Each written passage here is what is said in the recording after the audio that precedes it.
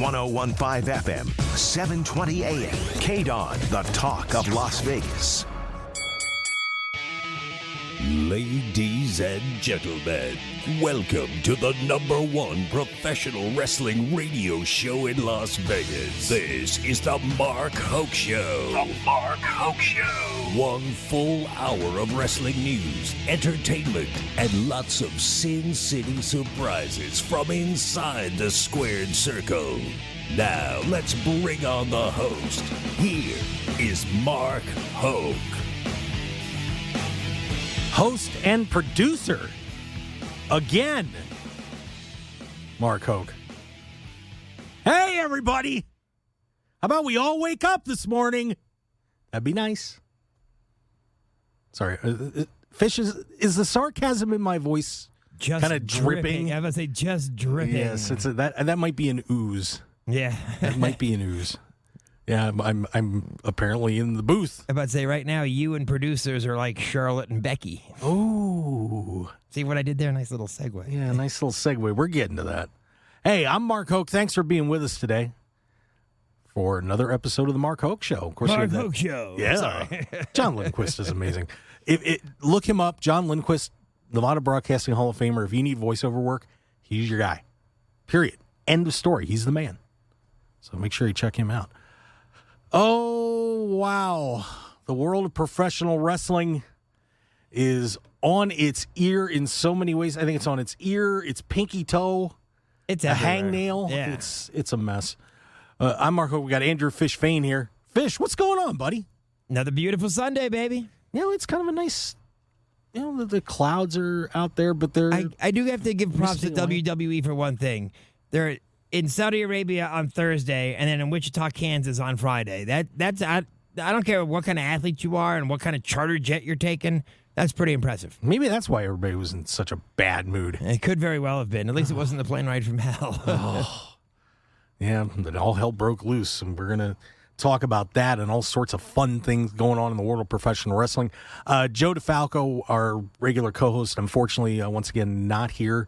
He is back in New York. His mother passed away suddenly. Our thoughts and prayers are definitely with Joe today. Absolutely. We miss him, and Joe, you're the best, and hope everything goes well as you take care of business in NYC.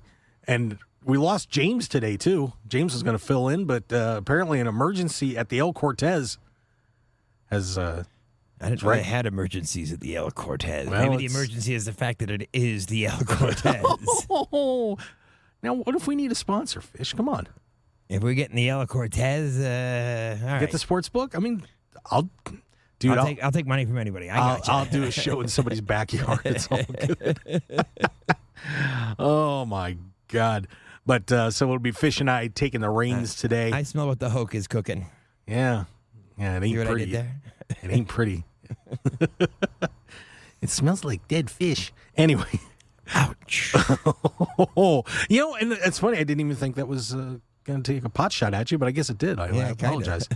I'm sorry. Anyway, so much happened over the past week. We're going to try and cover as much as we can. We had a pretty good discussion last night about what happened back in Charlotte and some of the ratings things and Crown Jewel, but I got to give Fish a shot at this stuff first. Before we talk about the Catfight. Meow. I want to get into a little bit about what happened on Friday night last week with the ratings. We, of course, when we were in here, we did not have the full ratings picture. That is correct. We had the Fast Network ratings, which just said SmackDown won. Right. But when you break it down... God, degeneration. I know. I did it, didn't I? You did. See, everything comes back to wrestling. That's kind of cool, though. It is amazing how that works. Well, just to put it nicely, AEW won. The ratings, they won the demographic between 18 and 49-year-old males. And that's what the 1849, and that's what counts. Yeah, but see, everyone says that they won. To me, viewers are viewers. There were more eyes on the SmackDown product than there were on the AEW product. But more importantly, it only happened because SmackDown was on FS1. Yeah, well, I won't disagree with that. I won't disagree with that. SmackDown on Fox, if it ever has less than 1 million viewers, will be canceled. Yeah, that is very true. But of course, what ended up happening was the first 15-minute segment where the two shows overlapped. AEW won handily by like 50,000 viewers, like 320 to 270, somewhere in there. Something like that, right? I thought it was 370 to 320, but I got you. Yeah, ballpark. So the Becky Sasha match lost to CM Punk and Matt Sydal. And CM Punk and all joking aside, is this more of an indictment of AEW versus WWE, or that people would rather watch a men's match than a women's match? And I'm not trying to knock the women, because I think the women are kicking it out of the ballpark, so there's no question there. But in the general public's perception, is it a men versus women thing, or is it a Punk Sydal versus Becky and Sasha? That is a really good question, and I honestly had never thought of that perspective. I think it's more Punk's popularity than anything else. And honestly, I have a feeling that a lot of the AEW loyals said, you know what, we're going to watch this. We're going to make sure we tune in too. Because really, when it came down to it, you kind of split the audience at the end there. Now you're talking, around 600,000 viewers, and they basically ended up chopping them in half. But, the interesting part to me was the second 15.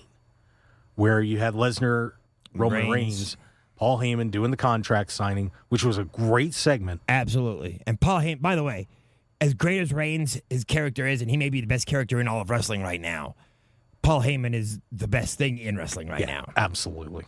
I love Paul. God, I would love to meet that guy sometime. Oh, he's just a genius. Well, they tied with the Ruby Soho Bunny match. See, now to me... And here's where the real indictment was on that. AEW had to take a commercial break. SmackDown ran commercial free.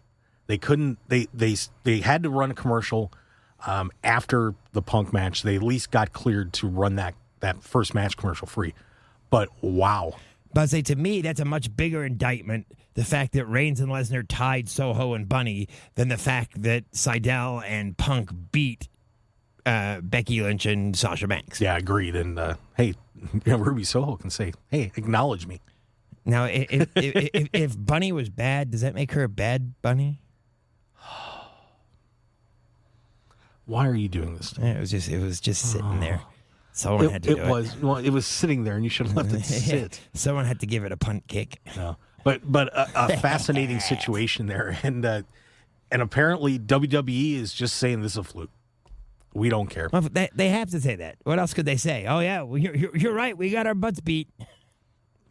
But Fish, I know you're a big WWE guy, not a big AEW guy. I'm hoping to get you in on both here someday, because it's great wrestling. No, absolutely. And I am not so much. Although I am a WWE guy, I'm not a WWE apologist either. Yeah. So, well, what is your impression about what happened? Where does WWE go? How should AEW be feeling? Give me a kind of neutral road on this one. To be honest with you, I think that the companies themselves are putting more into it than it actually should be, because AEW is going to have, and Roman Reigns said it, they're going to have their hardcore fans, and they're going to have their core fans that are going to watch AEW, and the WWE is going to have their fans that are going to watch WWE, and that's not going to change. WWE is trying to, the difference is AEW appeals to the wrestling fan, WWE is trying to appeal to just the general fan. And it's so broad that they have to be more bland, whereas AEW can be more interesting and tell more interesting wrestling stories. Yeah, and I think it's great. I think it's great for both. Absolutely. I think WWE had better start figuring some stuff out, because they've got a lot of chaos. You wouldn't believe that you're saying this 10 years ago, and we've said it many times. Vince McMahon needs to step down. He is the key ingredient, I think, that's killing WWE. He may have been the one that grew it, but now he's killing it. Well, and the creative process is just, and Vince obviously has final say, but yeah, it is just something is not right there. But the problem is that there's no one there that's going to tell Vince no. No, and when you tell me that going into the show on Friday night, they had no idea how they were going to handle Charlotte having the Raw belt and Becky having the SmackDown belt, that's a huge issue. They should have had that decision handled when they're, okay, if we're drafting Charlotte to SmackDown and Becky to Raw, here's what we're going to do. A, B, and C. And it should have been thought out that far ahead of time, not know what's going on going into the show on a Friday, which is absolutely ridiculous. So there's our segue to the Becky Lynch, Charlotte Flair Is this dust up. Yeah, but is this bigger than Nia Jax, Charlotte Flair? Oh, yeah. This is bad. Okay. Apparently, people are now saying the two of them kind of had a little bit of a colder relationship back because of something Becky said about referring to Charlotte's plastic surgeries that she's had done and so on. And she looks. You look at pictures of Charlotte from when she was one of the 4 horsewomen and just coming up to WWE to now, she looks ridiculous. I didn't say that. I'll just say she looks saying different. that. I'll just say she looks different. I'm saying that. I mean, it's not bad plastic surgery, but she looks ridiculous. So here's what happened. For those that didn't see it. Because WWE painted themselves in a corner. Unnecessarily. Becky Lynch was the Raw champion, or was the SmackDown champion, but she got drafted over to be on Monday Night Raw. Charlotte got moved over to SmackDown, but she was the Raw champion.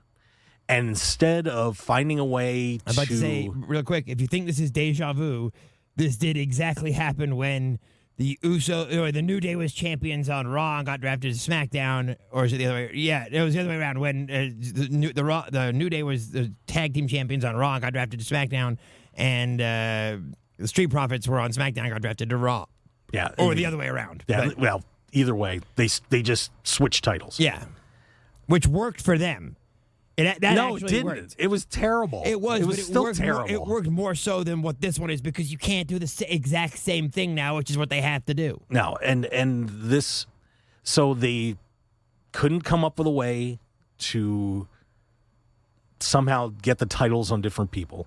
So on SmackDown Friday night, they had a ceremony in the ring that they were going to switch the belts. That went completely off the rails. I mean, that Amtrak train was headed to Philadelphia, and it turned down to Baltimore. Stevie Wonder could see how bad a segment that was. Oh, Charlotte didn't like the way the segment was set up. She didn't want to look bad. Becky obviously didn't want to look bad either in the whole thing. It's not even looking bad. They didn't want to look weak. Yeah, and so Charlotte ends up, quote unquote, dropping her belt on the ground. And Sonya Deville made her pick it up, and Becky threw her belt at Charlotte. And after this was over, they went back and they got into it. Not physical, but had a rather loud argument about the whole situation. Charlotte would not acknowledge Vince, who was back there. And actually, Charlotte got escorted out of the building. Well, because Becky had to wrestle a match after SmackDown was over. So... And apparently Charlotte is talking about leaving, she's got a decent amount of time on her contract. But the funny thing is her and Becky are two of the people that I would say, if given the opportunity, WWE will never let leave their contracts. In other words, that they will sign, as long as they're able to, they will sign them to extensions. These are people that will not go wrestling into AEW, I do not believe, barring Charlotte going, I'm not re-signing, I don't care what you give me, or Becky saying the same thing. Yeah, and the whole thing too, and you mentioned this, and I found out about this last night after we'd gone off the air, was that WWE had totally not decided what to do with this. And they had no plans for this whatsoever, even though they pulled this stunt with Becky getting that title off Bianca Belair way back at SummerSlam. How do you not sit down and it's like you're driving, you see a wall in front of you a mile down the road. And you're like, oh, look, there's a wall there. I might hit that wall. That wall's getting a little closer. Maybe I ought to slip. Should I turn? And by the time you decide what to do, it's too late. Exactly. Now, am I right in saying that there is more than 2-to-1 men to women on the roster? Yeah, absolutely. Yeah. So, and that's why, to me, what I would do is to make the belts work. I would wait till Survivor Series, have Charlotte versus Becky, unify the belts, one women's belt. There you go. See, I'm glad you're on board. I'm glad everybody likes this idea. Because with the men, because you have so many, I can understand it, both the Universal and the WWE Championship have prestige. right now, neither women's championship belt seems to have that much prestige attached. But you make it one belt and don't make it the Divas Championship, just the WWE. God, don't say that word. Right, just I don't need that butterfly belt. Just the WWE Women's Championship. Right now, you have Charlotte versus Becky for said championship. That match would be huge. I think it would draw a huge number of watchers, and it would make the belt a lot more prestigious. Agreed. I'm with you 100%. The one thing that really bothers me about this is, now everybody's banging on Charlotte. From everything that I've seen, everybody's like, Becky just stood up for herself, and she's just as much to blame. Well, no, but I'm gonna take a little different approach. I don't think either of them are to blame. I think WWE is to blame. Creative is to blame. Yes. They should have never put those two in that position where they had to do something like that. And you're taking your top two people on the women's side and putting them in an impossible place. See, it's funny because you're absolutely right where neither of them are to blame, but at the same time, I can see why both of them are to blame because both of them are at such a place and are on such pedestals as they should be, because Charlotte may be the best female sports entertainer out there, that no matter what they do, neither one of them looks weak like they were afraid of looking. So to me, it was like, guys, just grow up. Just switch the belts and let's do this. Neither of you look bad for doing that. Poor Sonya Deville, by the way. Stuck in the middle of that. Yeah, well, Adam Pearce was not available for some reason. If Adam Pearce and said, "Hey, we're gonna have you do this segment," he'd be like, "Sonya's over there." Yeah, who had it worse on Friday, Sonya Deville or Adam Pearce? Oh, it's terrible. But the one thing that, then of course the talk's starting that Charlotte wants to get out of there, and I'll be frank, to a point, I don't blame her. The way that they have done things with Charlotte over the past few years, especially, the dealings with Rick, the segment that they did a while back when she berated him in the ring. Is that the Lacey Evans pregnancy segment? No, that's another one. Oh, okay. But a couple of years ago they did a thing where I remember when she berated him. Don't get. I don't want you around anymore. You're not my father. And the whole thing that had to hit home. I mean, that was, to ask them to do that, really. And that's why Rick left that and the Lacey Evans and the Lacey Evans thing. And then for people that don't know about that Lacey Evans thing, this was a total fiasco. I mean, Ric Flair is 70 plus years old, married, trying to settle his life down and be okay. No more helicopters. And woo. And they come up with this segment where Lacey Evans, another female wrestler, is kind of coming on to him and wants to hang out with Rick. And they're insinuating that they're sleeping together, going back to the old Nature Boy thing, and Lacey's doing it to get to Charlotte. And Charlotte is, furious about this. And then when Lacey actually gets pregnant for real, they insinuate that Rick is the father. And if I were Charlotte, I would be so angry about having to do that segment. Just because when you think about, obviously Rick had the reputation of being the ladies' man. Absolutely. They did not have a normal home life. And I'm sure that kind of stuff, those discussions, probably happened for real. Was that any worse than when WWE did that whole thing about, wasn't it, they were talking about, was it Reed Flair, the one that unfortunately killed himself? And they brought that up in a storyline. Yeah. That was like 5 or 6. So WWE has done the Flair family dirty for a while. Absolutely. And now for Charlotte as well, Andrade, who WWE treated like dirt after they brought him up. Yeah, they ruined him. He is engaged to Charlotte and wrestling in AEW. He was not happy about this whole thing. He put a little FU WWE tweet. Charlotte has to be sitting there saying, when is enough enough? No, I agree. And Becky's not going to do that because I think she likes to be in WWE, and B, because her husband or fiance, Seth Rollins. Yeah, is probably the biggest WWE flag waver there is. Yeah. So this whole situation, you combine that with everything that has gone on in the women's division. This horrible booking that Less they did. than 20 minutes total ring time for the entire Queen's Crown tournament. And I read an interesting story about that. Yeah, and for those that don't know about that Queen's Crown tournament, similar to the King of the Ring tournament, you get a crown, you get a scepter, everybody's, you get to run around and say you're the king or queen for a year. For the men, it was a pretty prestigious thing, and this was the first time they did it for the women. The women's matches up until Crown Jewel were all under 3.5 minutes. Yeah, the total time that's what I was saying. The total time for the entire tournament, women's ring time was less than 20 minutes. Yeah, and the final was about 6 at Crown Jewel. Now, I heard an interesting story about that. And I wish I would have bookmarked the page. From what I had read, they wanted to keep those matches short because, of course, in Saudi Arabia, if you didn't see the pay-per-view, all the women are dressed up in T-shirts, long spandex, arms are covered, everything. Even the referee who broke other ground by being the first female referee. Yeah. So basically they looked like, and I used this last night, they looked like they were coming back from a jog in November in Boston. Yeah. Okay.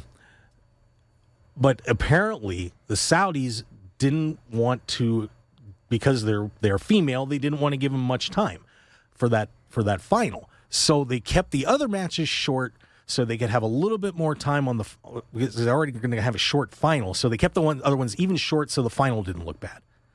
And instead, everything looked like crap. Yeah, absolutely ridiculous. And the funny thing is the Saudis minded that much. The triple threat match, which was, by the way, an amazing match, the Bianca Belair, Sasha Banks, Becky Lynch triple threat, that wasn't short.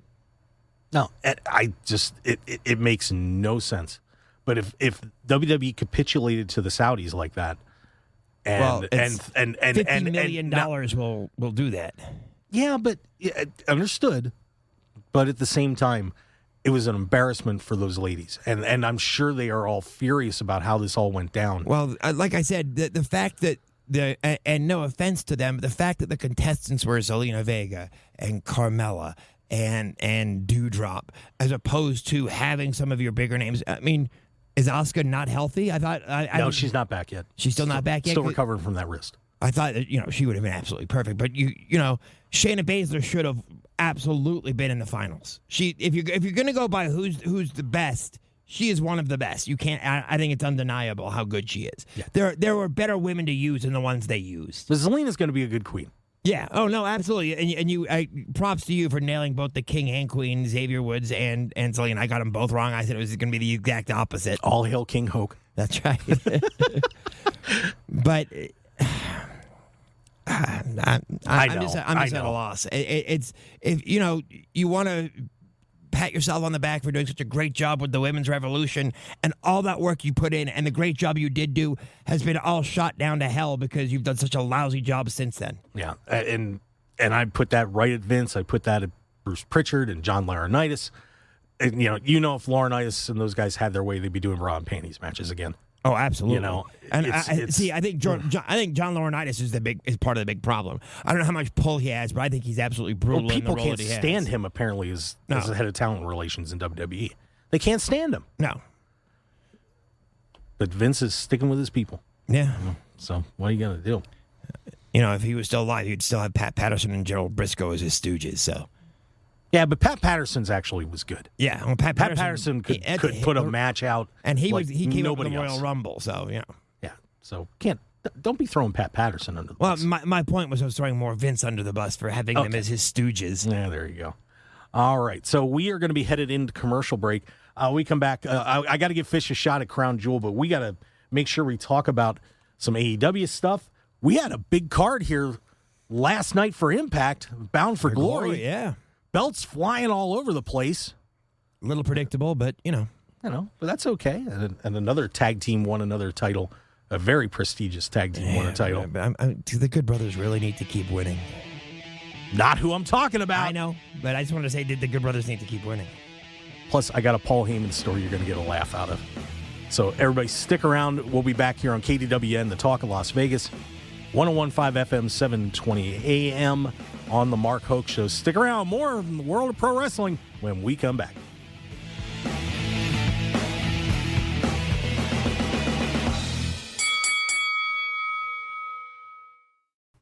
1015 FM, 720 AM. KDON, the talk of Las Vegas. You're listening to the #1 professional wrestling radio show in Vegas, The Mark Hoke Show. The Mark Hoke Show. Now, here again is Mark Hoke. Oh, yeah, that's me. And Superfish. He's my Nemo. Andrew You're Fish Fain. Nemo? Yeah. What are you, Dory? No, I guess I'm Marlin. That was just bad, I know. Wow. All right. Come on, Let's it's try that Sunday again. morning. Welcome back to the Mark Hoke Show. Yeah! The #1 professional wrestling radio show in Las Vegas. And I do have to say this real quick. I got a lot of people out there in Las Vegas to thank because some of the ratings were out. And guess, we beat AEW. Oh, wait, no. And guess, for a couple of weeks, not just the last week that I got to see, guess what was the #1 show in this time slot in the Las Vegas market among talk and sports radio stations? Cooking with... No, it was us. #1. So thank you very much, everybody who's been listening and downloading those Especially podcasts. in East Macedonia or Northern Moldova. Thailand, India. So, and if you want to listen to last night's show, by the way, that I did get that podcast up this morning. MarkHokeShow.podbean.com or any of your favorite podcast outlets.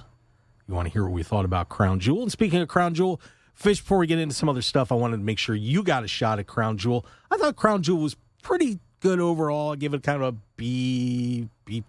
B-ish. But, solid pay-per-view. It was the best WWE pay-per-view in Saudi Arabia. Of all the ones they've done, of the world's greatest Royal Rumble, the other Crown Jewel events, this was the best one they've done. That being said, it was, I would absolutely agree. I would give it a B+. I thought, to me, the Edge and Rollins match stole the show. Absolutely.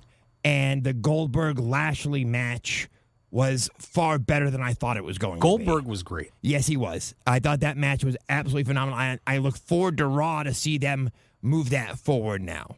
Other than that, everything else pretty much came to plan. I mean, I knew the Reigns-Lesnar match was going to be as good as it was.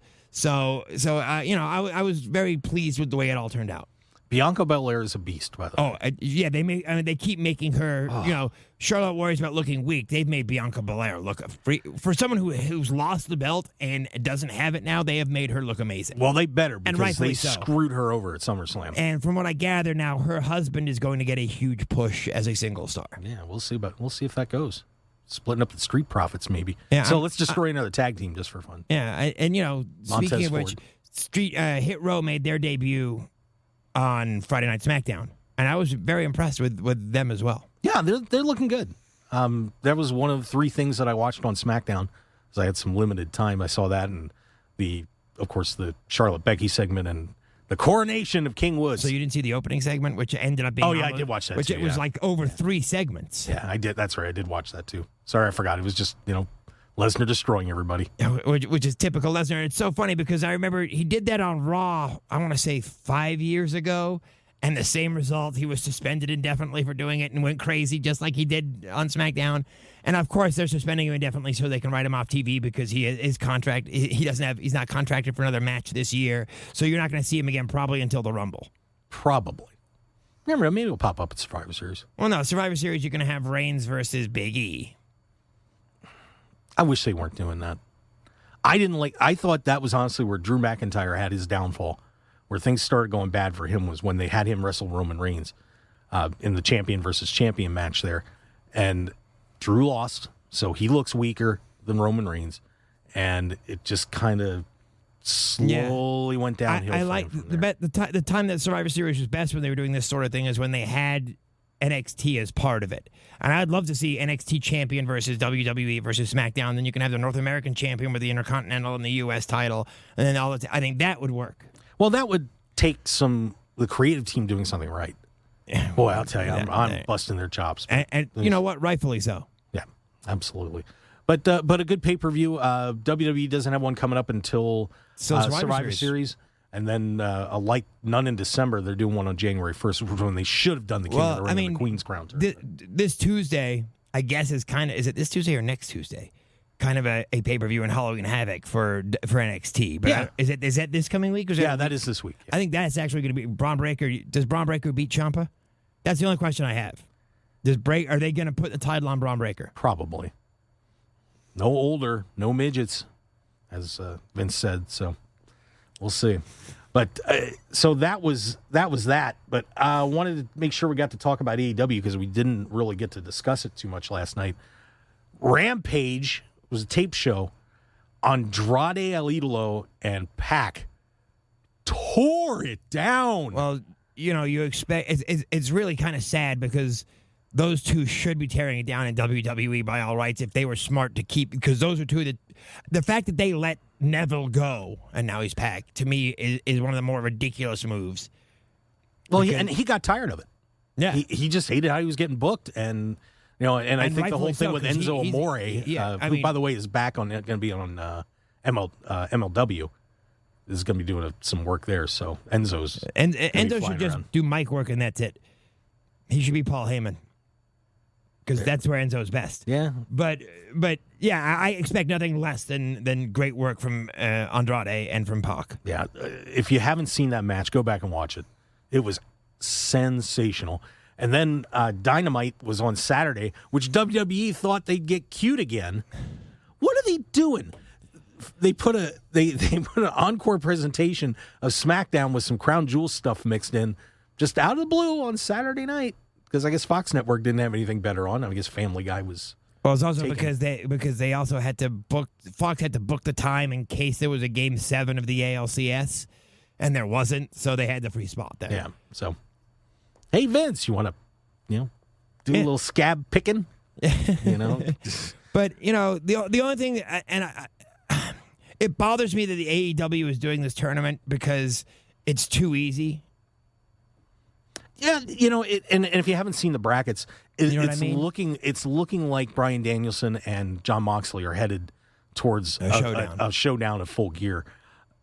I don't see many curveball possibilities in there. Unless they do something with Orange Cassidy. But honestly, I thought Orange Cassidy should have lost to Hobbs. Yeah, I would. I agree. They had Matt Hardy there. They could have had Hardy do something that would advance that feud too. And Cassidy's in the ribs and the busted up ribs and the whole thing. And let Hobbs get that match. Get a good rub on that win. And then Moxley wants to tear him apart. That's fine. But we're setting up for some good ones. And I think Moxley Danielson will be a great battle. Oh. It's going to be a terrific match. I don't know. I'm trying to think. I don't remember any Dean Ambrose, Daniel Bryan matches in WWE. Doesn't mean they didn't happen. I just don't remember it. Nothing sticks out to me for those two going head to head. Yeah, I'm pretty sure it happened, but I'll have to go to the Internet Wrestling Database and check that out. Yeah. But that is going to, with those two being out of sports entertainment and in the wrestling world, oh my God. It's going to be, it's going to be something. Absolutely. Do you see any of these guys who have left the WWE, whether it be Moxley, Bryan Danielson, CM Punk, any of them? Do you see them at any point going back to WWE? Not a chance. I see Daniel Bryan or Bryan Danielson. I see him going back at the end of his career. Maybe not even to wrestle, just as more of a symbolic thing. Yeah, getting the WWE Hall of Fame and all that kind of stuff. But Mox is banned. I will guarantee you he will never set foot in a WWE ring again. Of course, should never say never. That's what they said about Bret Hart. He's in town. He's probably running down there saying, "Yeah, you should see what I got planned in 5 years." But yeah, I'd be stunned to see Mox in a ring again in WWE. And that's a shame because I think he's fantastic. He's a fantastic talent. He's having too much fun. Yeah, I know, and rightfully so. He's doing the death matches and with Nick Gage and. God, he was torn to shreds. But then, of course, on Dynamite last night, Bryan Danielson wrestled Dustin Rhodes in a match that everybody has been raving about. So I got to see it because I didn't get to see it last night. Obviously, I've seen bits and bobs, and it was a good enough match. But I can't endorse a match that I know who's going to win easily. That there was never, because you can't when you know Bryan Danielson's going to win. Any false finish you have with Dustin Rhodes doesn't matter. Because it's not a false finish, because you know that there's nothing they can do to sell it. Well, you always have the possibility that maybe the Elite was going to come in and do something, and there's little things that you could have possibly had happen, but yeah, I think this one's going to be pretty straightforward. We also had on that card last night MJF punched Sting. He and Darby Allin. MJF is the other guy that I can absolutely see as a WWE superstar. Man, he is much better than I ever thought he was going to be. Oh, you know what started the fight? Ready for this one? If you didn't hear this, he said that I did not.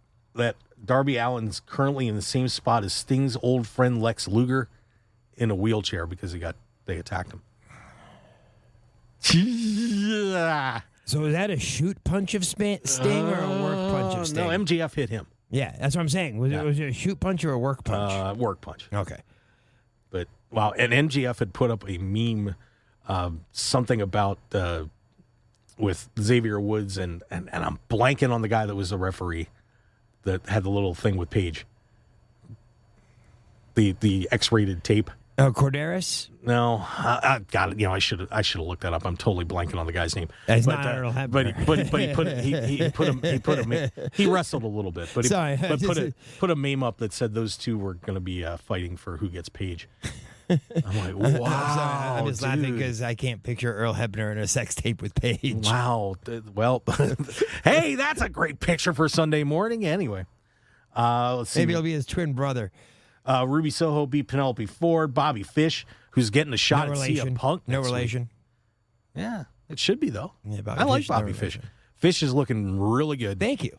Oh, you mean Bobby Fish. Yeah. But he's going to wrestle CM Punk next week on Dynamite. That's a match where going in you go, CM Punk should win, but I would believe a false finish because I could see them putting Bobby Fish over. I could not see them putting Dustin Rhodes, over Bryan Danielson. Yep. And Eddie Kingston beat Lance Archer, so we're going to get Eddie Kingston and Bryan Danielson. That should be a good match. Oh. But again, I can't see any way Kingston can beat Danielson. Yeah, there's going to be pain, blues, and agony in that one. That is for sure. And Sammy Guevara, they set up a thing with the Inner Circle, Sammy Guevara and the Men of the Year. So Sammy Guevara is going to be defending the title against... shoot, I lost my notes. Well, he's going to be defending the title if he wins. Again, shoot, I lost my notes. I don't know him. Is he new to AEW? Shoot, I lost my notes? Yeah. Okay. Absolutely. He was on Dark. Anyway. And Jungle Boy beat Brandon Cutler. Little buddy of the Young Bucks. Yeah. So there you go. But Impact, Bound for Glory. But, yeah. So then in town... So they everybody might be getting on the plane listening to the Mark Hoke Show here on KDWN. Love you, Bound for Glory. Yeah, just in case. 101.5 FM, 720 AM. Scott Demore, just in case. Yep. So Bound for Glory last night, the belts were flying everywhere. Oh, my goodness. I don't know if they were flying. They were up for grabs, but... New tag team champions, women's tag team champions, the Knockouts. Yeah. Again, this was my only problem. As good as some of the matches were, and I've seen highlights of the matches, my only problem was the results were predictable. Yeah. So the Inspiration beats Decay. So that was the Iconics. That was the Iconics. First match in Impact, and they win the Knockouts tag team titles. Didn't see that coming. Trey Miguel wins the X Division Championship match. Didn't see that coming. The Good Brothers held on to the Impact title, tag titles. You know what? To me, that's one of the more overrated tag teams in wrestling. The Good Brothers. Jordan Grace wins this digital media championship. I got to question that one. Yeah. I don't even... Yeah, why? I need to watch a little more Impact. Impact isn't big enough to have another belt. Totally not necessary.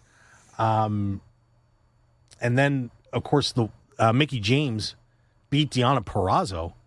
Kind of a lot of people weren't too happy about it, but because, of course, Deonna has been wrestling and absolutely incredibly over the last year for sure. And she's had a tremendous work rate. But for Mickie James, it was sort of like here's a Lifetime Achievement Award. Yeah, probably. But but Mickey's been getting active again. And ever since she was out of WWE, kind of said thanks for popping in for a little while. But Mickey's been out there and with NWA, and now is now the Knockouts champion there, and then a double world title change in Impact Well, first of all, they had the what did they call it? It's a mixed. Was it a mixed battle royale or battle royal? Oh yeah, that's how Moose the got, call your shot. Yeah, gauntlet match. But I realized it basically was a mixed battle royal. Yeah, so Moose wins that. Josh Alexander, who had given up the X Division title to have a shot at the World Championship, to get a shot at Christian, Alexander wins the belt. He's in the ring celebrating with his family, and Moose cashes in. His call your shot. His money in the bank. I mean, his call your shot. His cash in the case. And Moose is your new Impact World Champion. And I'm going to say this about Moose. I've watched Ring of Honor for a long time. Been a little bit behind on it lately since they'd kind of gotten poached by WWE. But still keeping an eye out. Moose is a guy who has come so far and worked incredibly hard. And I'm so happy for him. He is just he's a heel terrific. now, correct? He was a face, but he's a heel now. Yeah. So Moose is your new Impact World Champion. Walks out of Las Vegas as your new Impact World Champion. And the one thing that you had mentioned to me earlier that I didn't realize, and now it makes sense why they would have first Alexander and then Moose win, is that the AEW Impact agreement, I guess, is kind of being dissolved. Yeah, that's being reported by a couple different sources that, of course, the AEW has created working relationships with Impact, Game Changer Wrestling, New Japan, to bring all sorts of different people in, create some different matches. But apparently their relationship with Impact is over as of Bound for Glory. So I don't know if that's a good idea or not. No, but my only problem, I mean, as much as I love the idea of cross-promotion, is the only problem is if AEW and Impact have a cross-promotion and say Impact has a cross-promotion with the Ring of Honor, all of a sudden you can have a Ring of Honor wrestler being the AEW champion. Right. And it becomes a little ridiculous. Yeah, there's some bad possibilities, but I think the one situation that's going to take place here is the Good Brothers, who have been hanging out with the Elite all the time, are the Impact Tag Team Champions. Does that pull them away from the Elite? Are they done with that? It depends on their contract status, I guess, at Impact. Yeah, so we'll see where the future takes And to me, that. the biggest surprise about Bound for Glory is the fact that Braun Strowman did not show up, because that was the big rumor. Yeah, there were a few surprise show-ups that were supposed to happen. The Kiss Demon was there. The Kiss Demon was there 14 years. Was it Dale Torborg? Yep. It was, okay. It was Dale Torborg. For those that don't know, back in WCW, they had made a deal with the band Kiss, and they created the Kiss Demon. He's just what you would expect him to look like. Gene Simmons. Basically. Didn't go very far. But the Kiss Demon was at Bound for Glory last night. Yeah. Yeah. I was made for loving you, baby. You were made for loving me. You betcha.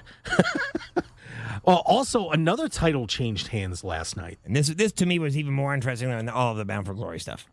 As a Ring of Honor guy, boy, I love me them boys. Those Briscoe brothers, Mark and Jay. Well, they had thrown down a challenge to wrestle for the Game Changer Wrestling Tag Team Championships. Who were the GCW champs? This was at GCW War Ready, and I wish I had that handy, but I don't. I'm sorry. That's all right.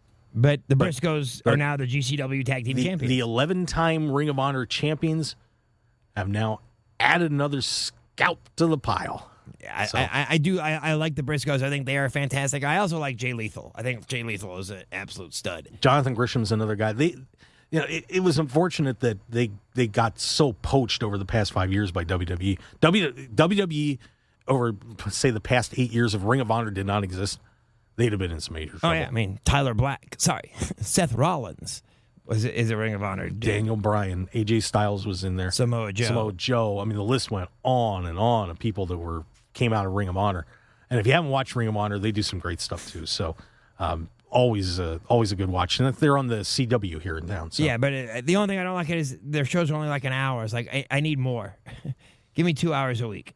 Yeah, but they do some great pay-per-views. They had Bandito is their champion right now. Beat Roosh a little while ago.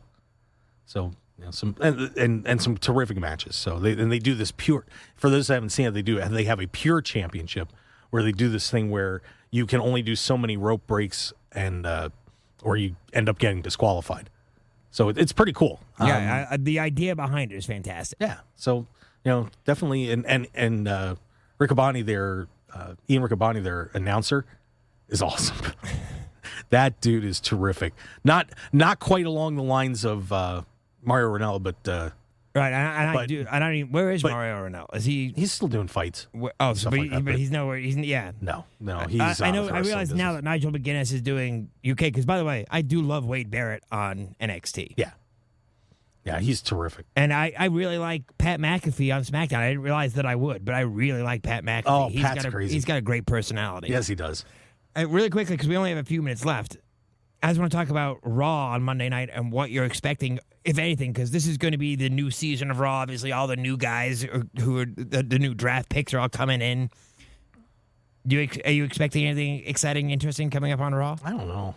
Raw is so up and down. And now you took Bobby Lashley out again too. Big E.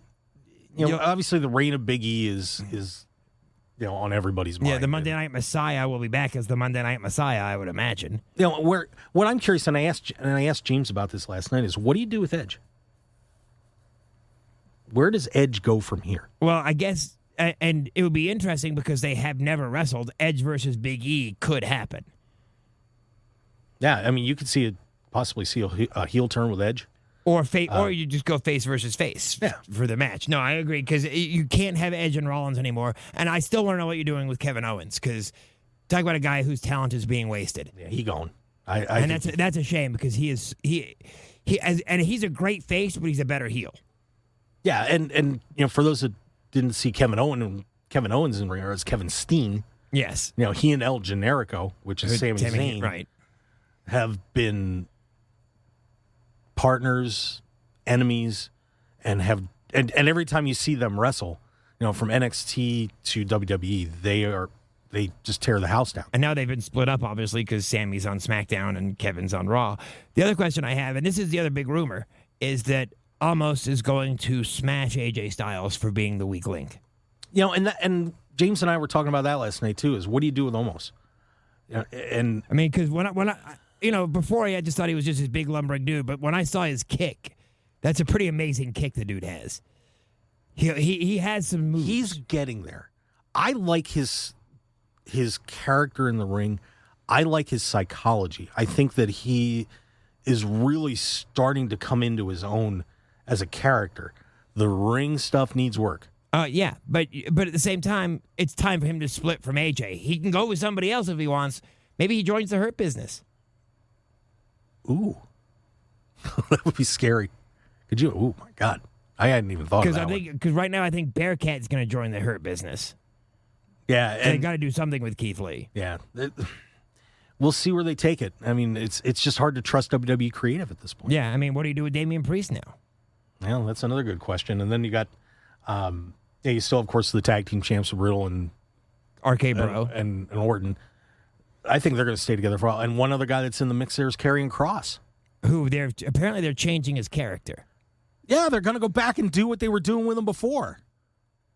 They're going to put him like brilliant. They're going to put him like in a business suit. God, I hope not. That would be horrifying. And poor guy. but now are the Street Profits going to be challenging RK Bro? Is that where we go from here? Well, that's a face versus face match, but the problem is the tag team situation is so screwed up over there. There's just you have the Dirty Dogs, who they book so poorly, it's ridiculous. Yeah, Vince is in his anti-tag team mode again. So, and it's so obvious when that happens. But I think Omos and AJ Styles have to split. I think that Omos goes basically every time we've lost is because you've gotten pinned. I've never been pinned, and he's never been pinned. He hasn't even been close to being pinned. No, he's not. I don't think I've ever seen Omos on his back. Yeah. So I think maybe on a knee, but that's about it. Yep. So we'll see where all that goes tomorrow night. That's why to me Raw is going to be very interesting. Not because they have great stories going on, it's because I want to see what they start doing with these stories. Yeah. And, well, speaking of a couple other stories, I wanted to make sure we got in here real quick. We're getting to that one. Congratulations to Carmella and Corey Graves. They got married? Who got engaged. Oh, wow, okay. On Carmella's birthday. And that's why Carmella's now on Raw, because they try to keep couples together. Yes, they do. So congratulations to those two. Corey, who's been drooling on her on commentary all the time, well, I guess they're continue to drool. They're gonna drool away for hopefully the rest of their lives. So congratulations to the. Do you like Jimmy Smith, by the way, on commentary? Yeah. I'm not overly impressed. I mean, I don't hate him, but I'm just like, I just wanted your opinion. He's getting there. It'll take a little time. Got to get used to Vince yelling. Byron Saxton, though. Yeah, and this was an interesting story. The pornographic website Brazzers made an offer to Paul Heyman, saying, "Hey, we'd like to have two of our stars fight over you." Heyman's response: I love that idea. It would be better if they were fighting underneath me. Trust me. See, and that's why Paul Heyman is a genius. Yep, so there you go. And I hit that button about 5 seconds late, so that'll screw everything up. But that's okay. Hey, great show, Fish. It was a pleasure. Thank you very much. Hey, don't forget to follow us on Facebook, The Mark Hoke Show, Twitter, @Mark Hoke Show. We'd love to have you join us on there.